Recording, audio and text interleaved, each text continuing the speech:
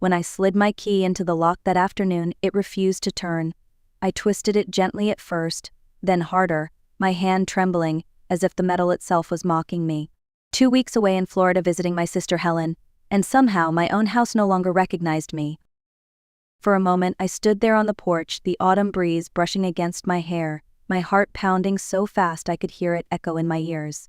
The neighborhood looked the same rose bushes I trimmed every Sunday, the same front step Ryan painted for me last spring, but something was terribly off. Then I heard footsteps from inside, slow, deliberate, the sound of someone who felt at home. The door opened and there she was, Amber Cole, my daughter-in-law. But it wasn't the polite, sugar-sweet Amber I'd known for 3 years. This version wore a smile as cold as the November air. She crossed her arms and tilted her head, almost amused. "Vivian," she said in that honeyed tone that hid venom underneath, "we changed the locks. This is our house now." For a second, my breath caught. Our house?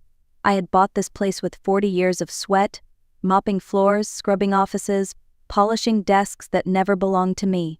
Every brick in these walls carried my name, my effort, my years of sacrifice. I stared at her and felt a mix of fury and disbelief rising inside, but I didn't scream. I didn't beg. I just smiled, a small, quiet smile that came from a place deeper than anger. "Is that so?" I said softly, my hand sliding into my purse where my phone rested, its red light already blinking. Amber frowned, confused by my calmness. What she didn't know was that I never came home empty-handed. I bought this house with nothing but determination and a mop. Back then, I was 30, a single mother with a 5-year-old boy who believed his mom could fix everything. When Ryan's father walked out on us, he didn't just leave an empty chair at the table, he left a mountain of bills and a heart that had to keep going, no matter what. I started working at a bakery at dawn, cleaning ovens and sweeping flour before the first customers arrived. From there I went straight to an insurance office downtown. 30 offices, 6 bathrooms, 3 floors, all shining by the time I left. At night, while Ryan slept, I cleaned a small law firm. 3 hours of mopping, dusting, wiping desks. Some nights my legs would shake so hard that I had to crawl into bed. But I never stopped. Every dollar went into a coffee tin under my sink. Every blister was another brick towards something that would one day belong to us. When Ryan turned 20, I had saved $95,000. 10 more years later, I finally had enough to buy this house. 3 bedrooms, 2 bathrooms, a big kitchen, and a porch that faced the morning sun. The kind of place I had only dreamed of when we were living in a 1-bedroom apartment with a broken heater. I remember the first day we moved in. Ryan ran through the halls, laughing, his voice echoing against the bare walls. I stood there, tears in my eyes, thinking, this is home. This is safety. Every picture I hung, every curtain I sewed by hand, told the story of what I had lost and what I had built again. For years, I believed this house would be my reward for a lifetime of sacrifice, a legacy for my son, and later for his family. But I was wrong. I thought I was building safety. I was actually building the perfect stage for my own heartbreak. Amber came into our lives like a warm breeze after a long winter. Ryan introduced her one sunny afternoon at the park, his hand wrapped around hers, his eyes glowing with the kind of joy I hadn't seen in years. "Mom, this is Amber," he said. "She's the one." Amber smiled sweetly, extending her hand with a charm that could melt ice. "I've heard so much about you, Mrs. Cole. Ryan says you're the strongest woman he knows." Those words went straight to my heart. What mother doesn't melt when someone admires her son and praises her sacrifices? In the months that followed, Amber became everything I thought a daughter-in-law should be. She helped in the kitchen, asked for my recipes, brought me flowers, even called me Mom. I believed I had gained another daughter. When they got married, I offered them to stay in my house temporarily until they saved for their own. "Just a few months," I said. "You'll be on your feet soon." Temporary. That word would come back to haunt me. The first year was peaceful. We cooked together, laughed in the evenings, shared Sunday breakfasts. But then, little by little, things began to change. It started with small comments. "Vivian, maybe we should modernize the living room," Amber suggested one day. Or, "This old sofa doesn't match our style, our style." The first time she said that, something in my chest tightened. When her friends came over, I'd hear her giggle and say, "Yes, we're still living with Ryan's mom, but it's temporary." Temporary. every time that word left her mouth, it felt like a countdown had started, one that would end with me losing everything I had built. It was a quiet Monday morning when the phone rang. I was folding laundry in the living room when I heard a calm male voice on the line. "Mrs. Cole, this is Mr. Morales from Houston. I'm calling with difficult news. Your sister Helen Parker passed away last night." The world seemed to stop for a moment. Helen and I hadn't spoken much in recent years, but she was my only sister, my childhood partner in every struggle. I pressed the phone tighter against my ear as he continued, "Mrs. Parker left you as her sole heir. Properties, savings, and investments all totaling approximately $340,000. My knees almost gave out. $340,000? I whispered. Not out of greed, but disbelief. That kind of money could change my life. I could fix the roof, remodel the kitchen, maybe even travel for the first time in decades. What I didn't realize was that Amber was standing in the hallway, listening to every word. That afternoon, her tone changed completely. She made me coffee, hugged me, even asked if I needed help with the paperwork. "I'm so sorry about your sister," she said softly, her eyes glinting with something I couldn't name. "But at least you won't have to worry about money now. You deserve comfort at your age." At my age. The words stung, but I brushed them aside. For the first time in years, I felt hopeful. Over the next few days, Amber's sweetness grew. She offered to help manage my finances. "Ryan works at the bank, Mom," she said. "He understands investments. We could make that money grow." We. That small word slipped out like a shadow, and I should have noticed it then. But I didn't. I wanted to believe her kindness was genuine. I wanted to believe that, finally, family meant safety again. 3 weeks after Helen's passing, I woke up to the sound of a voice drifting from the kitchen. It was 2 a.m., the kind of quiet hour when even the refrigerator hums softly. I slipped on my robe and followed the faint murmur of words. Amber was on the phone, her back turned to me, her tone low but urgent. "Mom, it's almost done," she whispered. The old woman has no clue. She's so thrilled about being the generous grandmother that she'll sign anything we put in front of her. I froze, my blood turning to ice. Amber continued, pacing lightly. "Ryan's already working on her, convincing her to transfer the house for tax reasons. Once we have the papers, my cousin will handle the rest. The power of attorney, the joint account, everything." There was a pause, then a faint laugh. "Don't worry, Mom. Once we declare her mentally unfit, we'll move her into a care facility. Ryan will sign the papers without hesitation. He trusts me more than her." I pressed a hand to my mouth to keep from gasping. My son, my only child, the boy I raised with blisters and night shifts, was ready to sign away my life. Amber kept talking. "Once the sale goes through, we'll clear nearly $1 million. Between the house and her inheritance, we'll be set for life. And when she's in the nursing home, she won't even remember any of it." Her words cut deeper than any knife. I backed away slowly, trembling, my heart shattering with every step. But in that same moment, another feeling began to rise, cold, steady, and sharper than fear. That night, I buried the mother who always forgave, and I awakened as the woman who would fight back. The next morning, I acted like nothing had happened. I smiled through breakfast, asked about Ryan's work, complimented Amber's pancakes. Inside, I was studying every move, every glance, every word they said. If they were planning a quiet betrayal, I would master the art of silent revenge. The first person I called was my oldest friend, Linda Foster. We had been neighbors for 40 years, sisters by heart if not by blood. When she answered the phone, my voice was steady.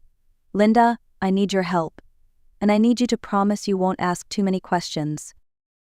Within an hour, she was sitting at my kitchen table, her brow furrowed as I told her everything I'd overheard. "Those snakes," she whispered. "What are you going to do?" "I'm going to let them think they've already won," I replied. "But I need proof, real proof." Linda brought over her small voice recorders from the neighborhood meetings. We hid one behind the kitchen clock, another in the living room bookshelf, and a third near the phone. I also learned how to record from my cell without showing the screen. My house became a trap, and they didn't even notice. At the same time, I started meeting with lawyers quietly, under the pretense of estate planning. Mr. Hernandez explained the laws on family fraud. If someone forges your signature or tricks you into signing, that's a serious felony. Ms. Ruiz warned me never to sign a broad power of attorney. With that, they could sell your property, empty your accounts, even commit you to a facility. And Mr. Morales, my late sister's lawyer, advised me to update my will and secure all assets under legal protection. By the end of that week, I had everything I needed: knowledge, a plan, and a mask of confusion. I started forgetting small things on purpose, misplacing keys, repeating questions. "Oh dear, what day is it again?" I'd ask sweetly. Amber began to smile, that fake smile, more often, believing her lie was working. "She's getting worse," I heard her tell Ryan one night. Perfect. But I wasn't losing my mind. I was learning their playbook. A few days later, I told Amber I was going to visit my cousin in Florida for 2 weeks. She smiled too quickly, the way guilty people do when good news falls into their laps. "That's wonderful, Vivian," she said. "Ryan and I will take care of everything while you're gone." That afternoon, when they went out shopping, I called Linda. "It's time," I told her.